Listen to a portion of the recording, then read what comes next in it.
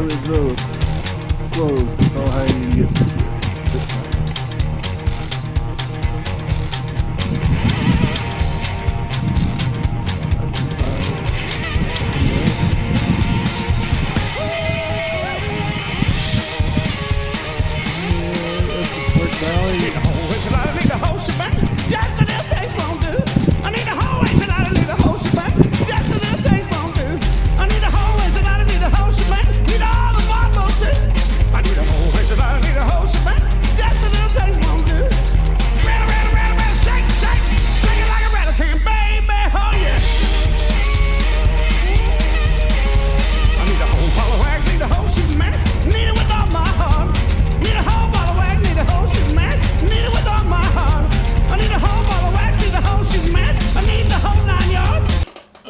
Fold this metal one.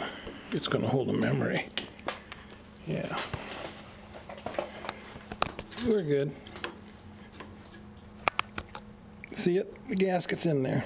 So we're good all the way around. Yahoo yippity. And I got my rubber grommet up here on top. It's in the right place. So everybody's happy. All right.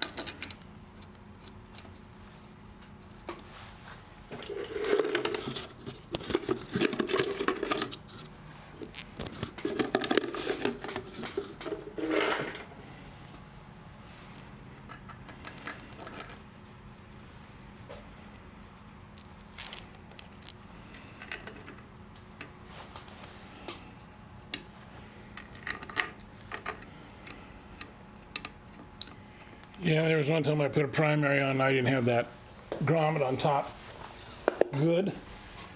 And sure enough, I took it for a spin and oil didn't pour out of it, but it fling out of there and coated the side of the bike. All right, let's tighten these top ones up by the grommet so that grommet don't move no more. Is it in the right place yet?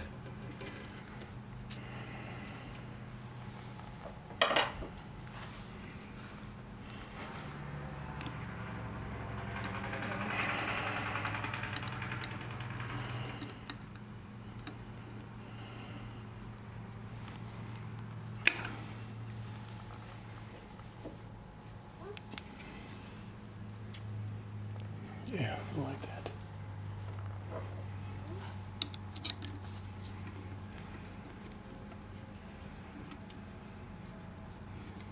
I'm surprised I got that clutch piston through the slave cylinder so easy.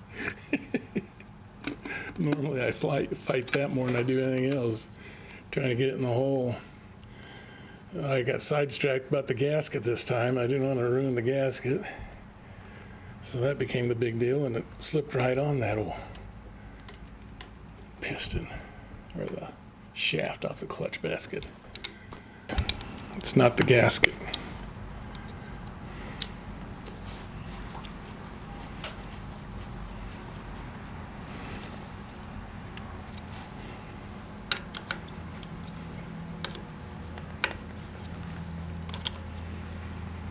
All right. Primary's back on. Now we can adjust the clutch.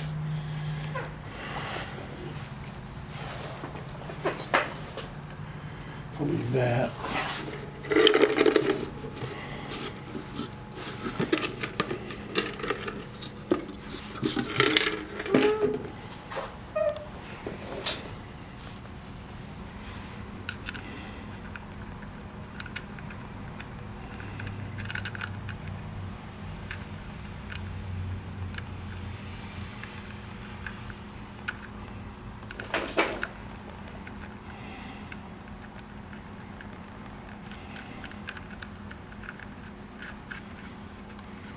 One end of the shaft is a little bit knurled. All right.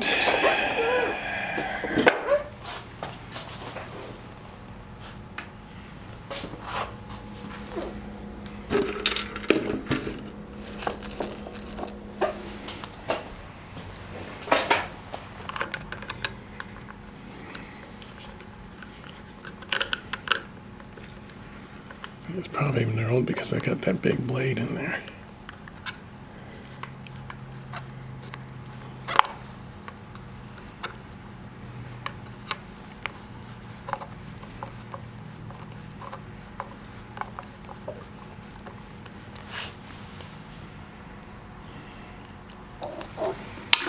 A little bit bigger than the hole in that nut.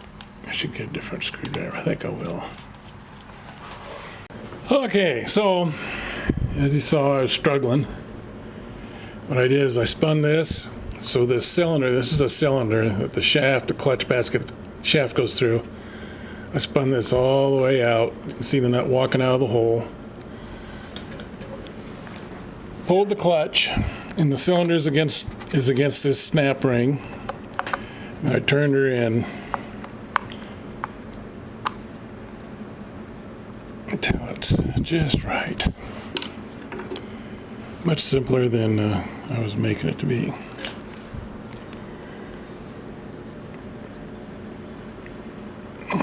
Stick that in there.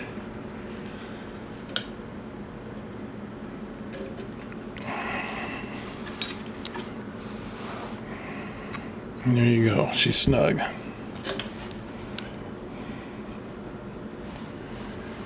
And that's what I wanted. So, as difficult as that looked and sound, that's what you need to do. You need to run the cylinder all the way out with this screw, run it all the way out so it's against snap ring, then adjust it so it's back off of the snap ring, that distance.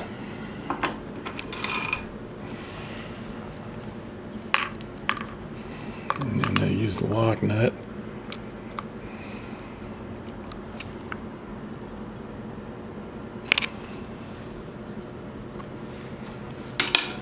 And there you be.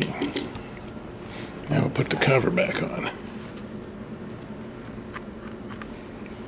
Look at my greasy hands to this bright, pretty primary.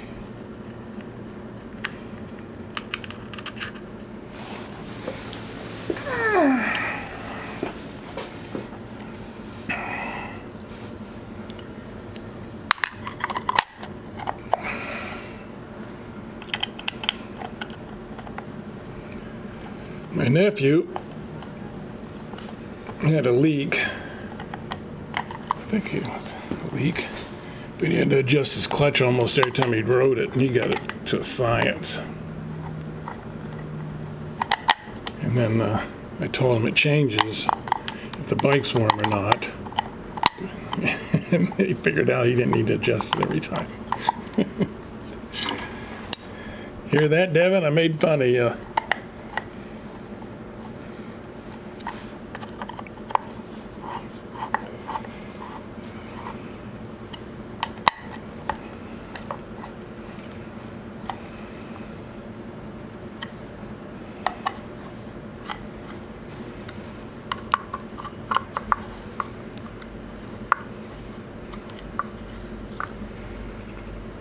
These are supposed to be button heads. I think I mentioned that in a previous video. I don't like button heads, so I put these cap screws on there. All right, so now we got this long lead, and somehow the old stator I had go down through the frame. Where'd my flashlight go? There it is.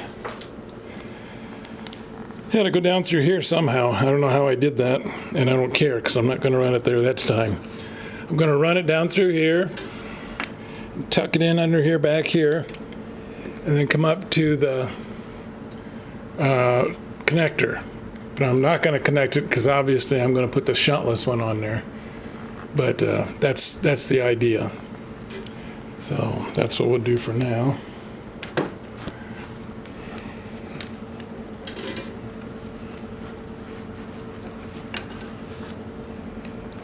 See, looks nice and neat.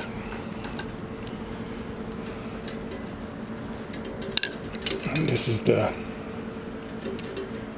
old connector that's going to go away, because I got this new connector that's going to go to the new shuntless one. And I'll stick it up back here somewhere.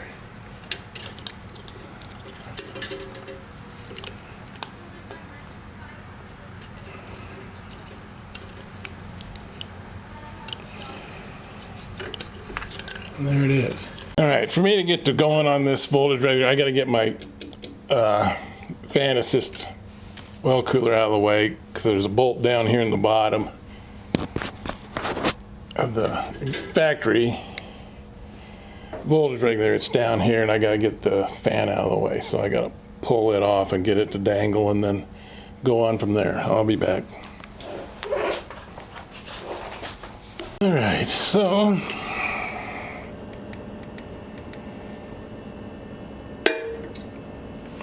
get that oil cooler out of the way. It's 7/16 on the back on the nut.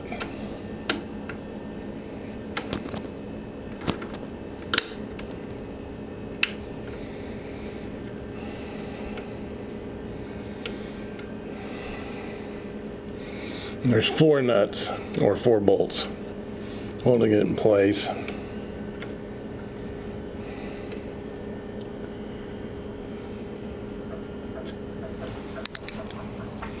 One, 2, 3, and 4.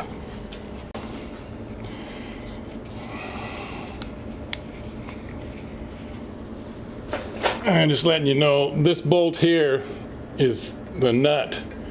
It's pretty tight. Just take a big breath and take your time. You'll be fine. It's hard to get it on and off. The wrench has to come up from the bottom to reach that nut. All right, oil cooler's out of the way. I still can't get to that nut back here. That bolt, it's still down in here, so I got to take this fan out and just dangle it down. It's a pretty small Allen head, it looks like. And should be able to get it. Once I get that out, I'll get back with you. The lock nut on the back side holding the fan in there is 5/16, so you can reference that. I'm pulling this fan out of here. I'm not pulling it out. I'm actually just going to dangle it down so I get access to that nut back in there. Some of you may be wondering why I'm not just pulling this whole cage out of the way. 1, 2, 1, 2, and then 3 and 4. This nut back here is a real challenge back here behind the motor mount, the front motor mount. It's a real challenge to get in there. You got to do it with your fingers and stuff. I think, to me, less stress and a little bit simpler just to get in here with these 4 little guys here and drop it down. All right, I got the fan pulled down out of the way. Lost most of those screws as they all tumbled across the floor. I'll have to find a handful of those. But now I can get this voltage regulator out of here and then get to this here connector. Figure out what 2 wires I'm going to hook onto that new shuntless voltage regulator.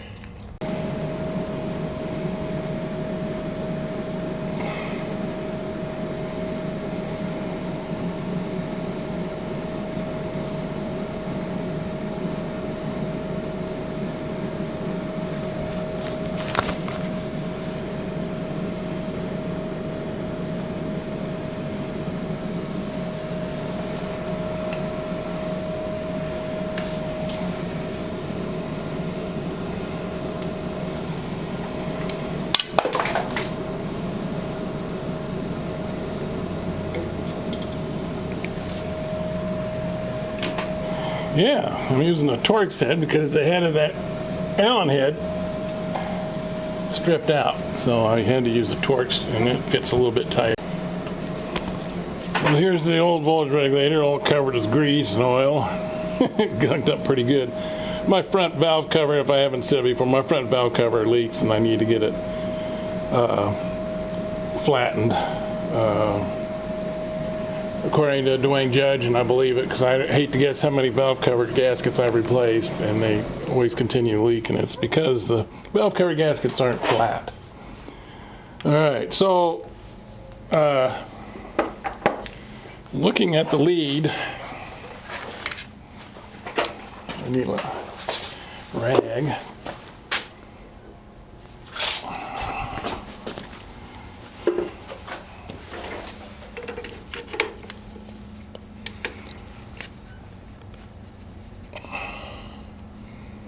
Looks like we got 2 red and 2 black. So there's 4 wires coming in here. Even though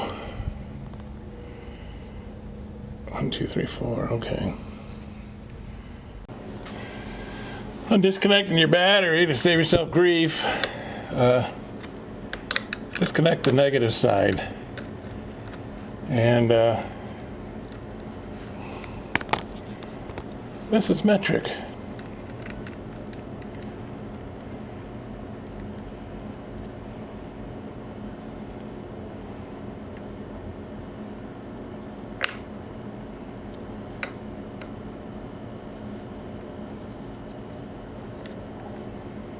There we go. Are dummied up, cutting off outside this fitting. This one here, way too tight. Not knowing what I was doing, obviously, this is my first shuntless. And now the leads are way too short, so I'm gonna have to splice on to fit this and come up here when it's mounted on the bike. And my wires going from the battery are way too short here, so I gotta splice on. I didn't want to do that, but that's what I'm gonna have to do. Okay, so it's been a while since I've been here, so I'm back. It's been a couple weeks actually. Issues with my legs and hips. Anyway, this is the regulator that we're going to put on. The other regulator is I put away in a shelf. There's nothing wrong with it. I've got to splice some wires to reach this positive, negative, and so I got these wires coming along here and getting ready to do it. And then I got to, I suppose I should do this first. This is the connector that fits into this, just like so. Oops. This is the connector that fits on this from the stator. Not the stator, from the battery, excuse me. From the battery, and it's going to go on there. So I'm going to go ahead and make these ends up in here, get this part done before I try to get under there in that tight spot. I'm going to be running 2 wires in these soft fittings. Reasons being is there's 4 wires running from the battery to here, and so I'm going to run 2 on each side of it. I don't have any black wires, so I'm going to run white and red. And it's going to mount on my motor just like this way. And I got to reach this with the battery wires. And so red, the hot wires are going to go into this bottom end of this connector. Well, for whatever reasons, I can't find the crimper, and that's not that big a deal, but I got needle nose here.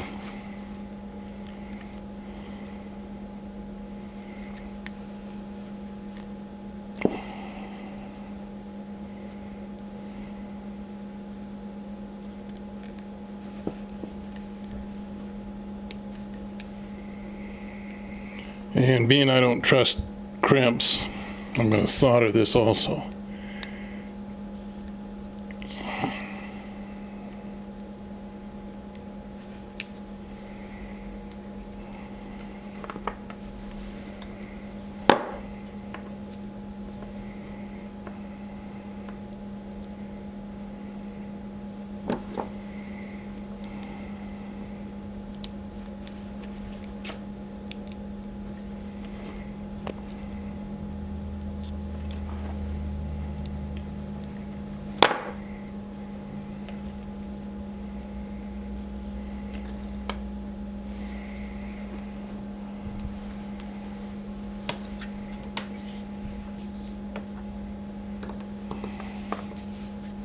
So I put some flux on there, gonna heat that up.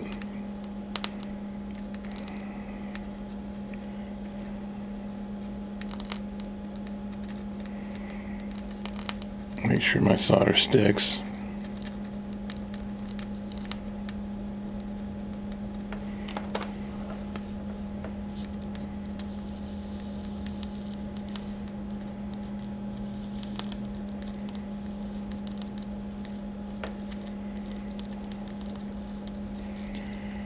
I get kind of funky about solder. I'm not real good at it.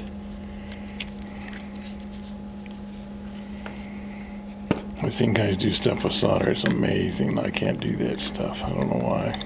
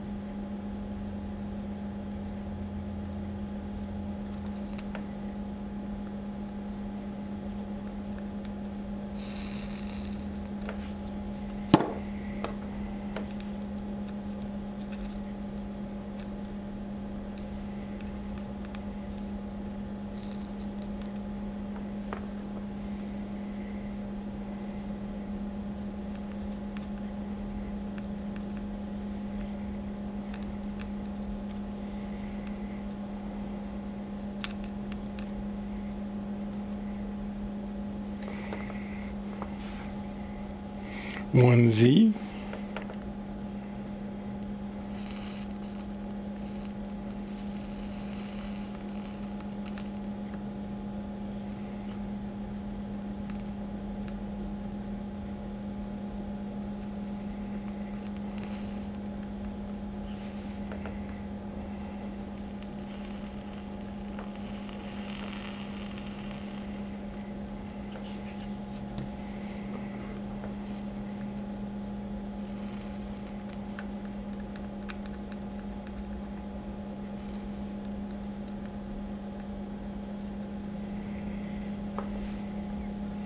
Get a little bit more on there.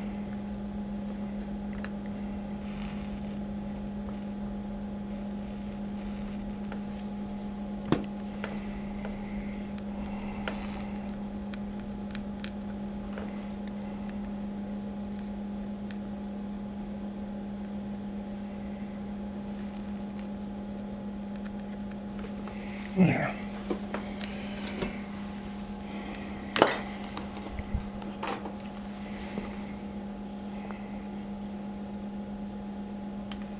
Cool. Anyway, I had to take it apart because I stuck the wire in the wrong side, and somehow that got kind of funky. And also, because I soldered it, the solder was in the way to plug it in all the way. So anyway, I got it done.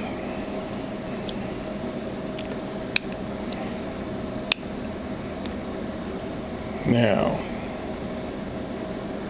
we can go ahead and start splicing.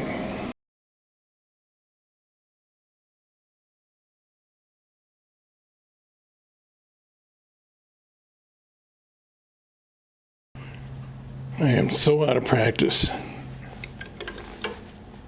I'm dropping tools, I'm dropping everything. I'm editing it all out, but man, I'm really getting frustrated.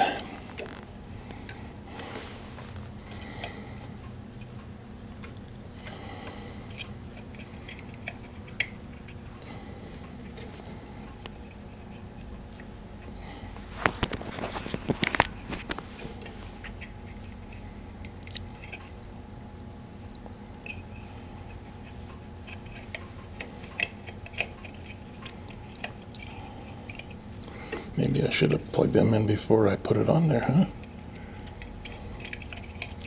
Oh, something's in the way over here. There we go. Got it.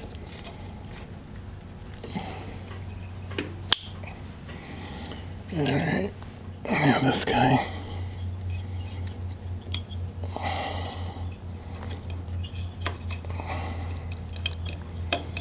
What the heck's back there? Oh, we got the motor mount right in the frickin' way. Well, I guess I'll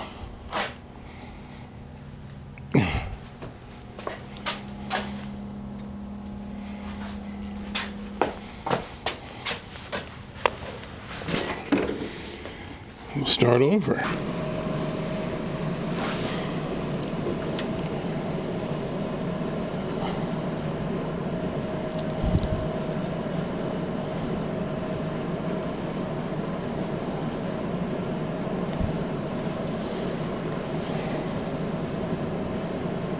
Well,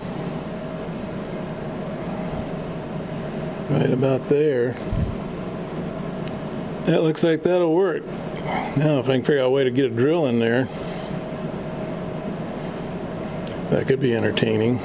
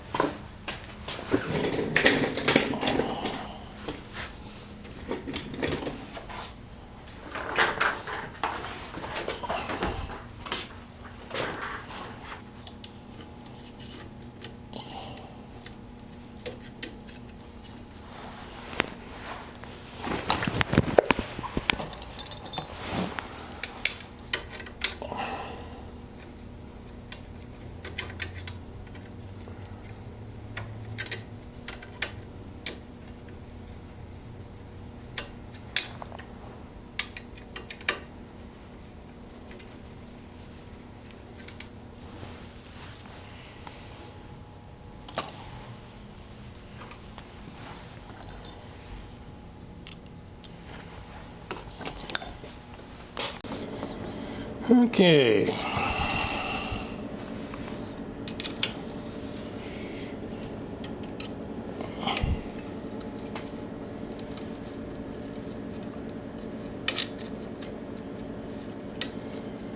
Jamie's kit, when I bought this, had rubber mounted in there.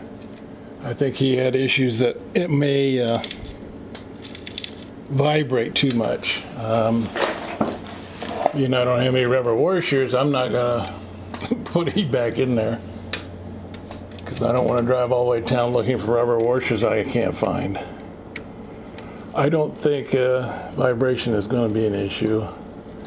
This here guard or cover I got on mine, this here piece, it's just held on with double stick tape, and so I got my oil cooler back on, fan assisted, and I got the regulator back here, and it all looks really nice. Actually, I think it looks great. Gonna go ahead and put the drain plugs back in, get the oil in it. Gonna strap her down, and I'm gonna get the battery hooked back up, and I'm gonna put a volt meter on it and see if everything's working, and hopefully it all is, and I can go ahead and edit this video and get it put on the YouTube. And as I said before, the 5/8 is if you got a square-headed nut or a regular bolt type ends instead of the Allen head or Torx, it's 5/8 and 1 inch.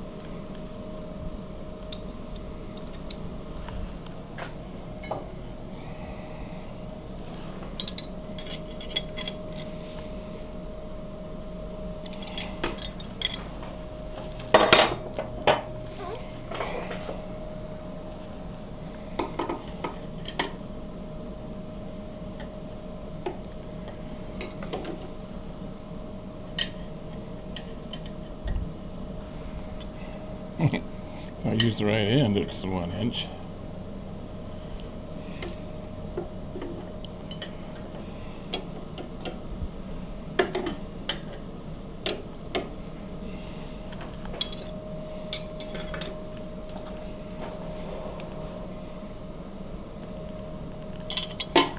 Alright. Go ahead and get that battery hooked back up. Had quite the hunt there. The battery's metric. I forgot. And it is 10.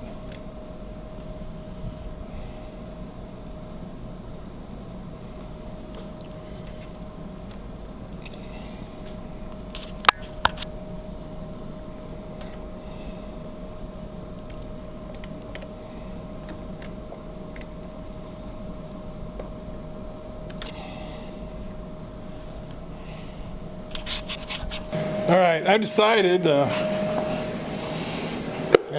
just remembered I put this used oil back in, and I didn't change the filter, so I got a new filter. It's a Wix 5136.5. That's the Excelsior Henderson one. I'm sure there's others that fit. But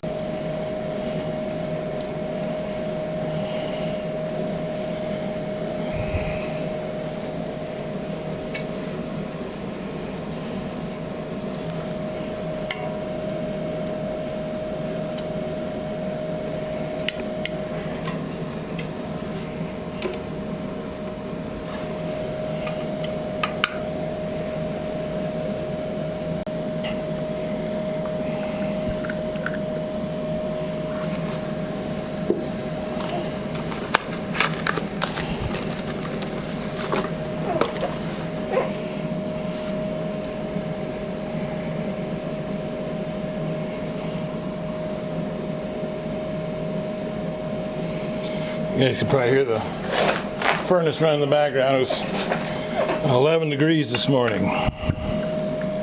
Right now it's 30, I think.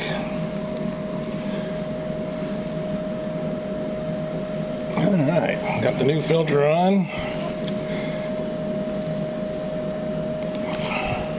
I don't know if, I think I've talked about this before, but I got spacers, or actually washers, glued on the inside of my oil filter cover, and what it does, it creates a space right here.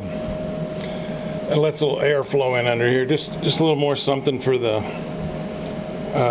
heat issue with our bikes. And I think our heat issue is pretty much solved, but this even helps it out more, I think.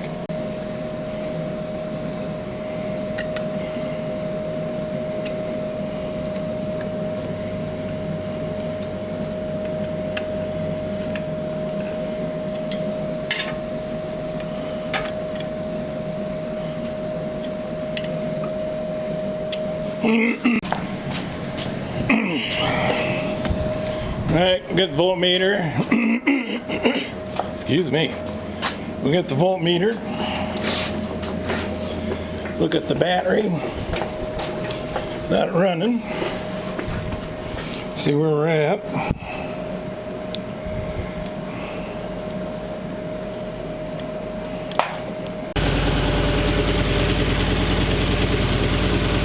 Guess that's what happens. You let it sit too long. Alright, let's do a little charge. What's that? 12.5.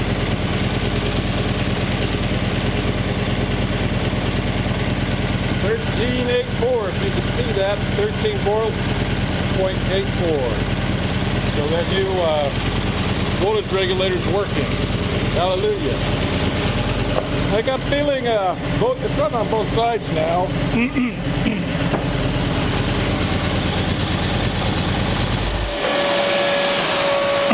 It's running on both sides now, both pistons. That fuel sat in there a long time, and I'm not hammering on fuel out of Minnesota, but maybe it just was a little bit old. That settled in there, but she's idling now. At first it didn't want to idle, and then it decided it would. I'm going to guess I need to reseat that leakage test on it when I put the Super X tune on it. So that's pretty much it, everybody. How to change your stator and how to replace your voltage regulator with the new idea that John and Frank have come up with. I like it so far.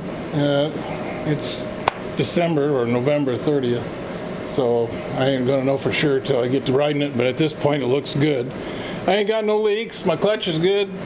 Everything's fine. I got to put my foot pad back on, battery cover back on. I might have to show a little bit on that battery cover because everybody fights that, including myself. So hang on, we'll see what it goes. I want to talk about your shift levers, and this one here. Obviously, like I said in the beginning, this is not a stock one from the factory. This is a Harley Davidson aftermarket that I made work. When you take these off, make sure you put them back on tight. As you can see, I've nutted them now, and that one is not. I've replaced it. That's an aftermarket Harley Davidson one. You don't get them on tight enough, and they're rattling around on this shaft, this very center shaft here. The splines on these cast aluminum shifter levers will start stripping. The next thing you know, this thing's just going to fly around on here with the wind nilly-nilly and not be able to do anything with it. I found out the hard way at Sturgis one year. Get them on tight. You just got to get them on tight, but don't go too tight. This will strip. These threads will strip out. This is my answer to getting them on tight. It works. You know, put a good nut on the back side of it and get a longer bolt than what was in there. Well, this was a hard-fought battle. I have never fought that hard on my bike before.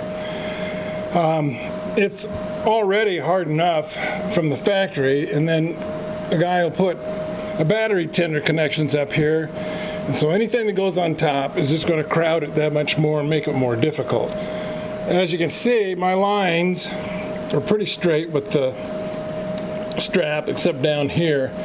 And that's because the bottom of the battery box is right on the edge.